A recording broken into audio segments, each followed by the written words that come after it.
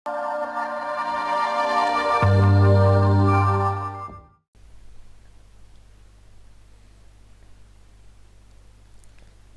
pasirinkau liniją tiesiog lydi, nes jis limpina į potą, todėl retai įsibetins, mes turim flush draw, todėl betinam, bandom išpūst banką, jeigu hitintume flushą, kad jis mums išmokėtų daugiau, plus turim porą, dar vieną overį, tai visai gera mūsų situacija, gaunam kolo, dedam antrą barelį, nes vis tiek gan gera korta ir nieko nepagavę, tiesiog pasiduodam, nes nebelabai ką išmušim, kas mus kolino flopą ir turną, bet kaip matom turėjom fišą, kuris su karaliumi 9 nuėjo iki riverio.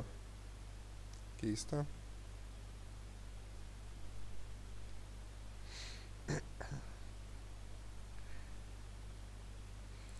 Čia izoliuojam, kaip ir minėjau, izoliuojam 2x plus limperių skaičius, tai jau 4x dedam. Ir to gavę tokį bordą, net nežinau, reiktų įsibetinti, nes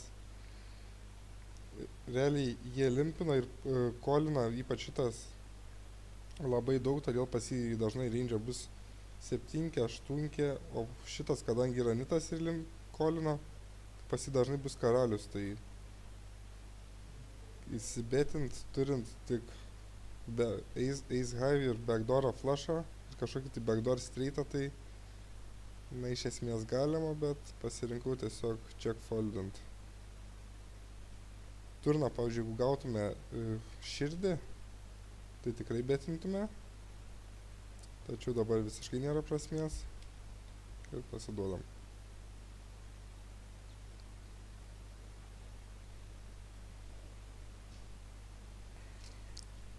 Čia openinam ir gaunam free betą, maždaug 2,5 karto. Offsuitą tai gal netgi išmešiu, bet suitę tikrai kolinu, nors turbūt ir offsuitą pasikolinčiau, kadangi gali gerai flopint, žaisim 1/1, tik bėda, kad neturim pozicijos. Ir hitinus tokį bordą čekinam, nes turim agresorių, patiem nėra reikalo tikrai betint, jis čekina ir bandom imti dar vieną free cardą. Ir kadangi nieko nepagaunam, tiesiog nusičekinam.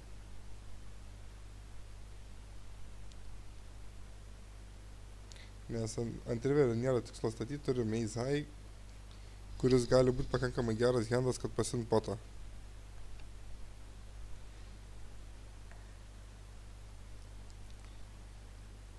Čia turbūt atidarinėčiau visas poras nuo 5.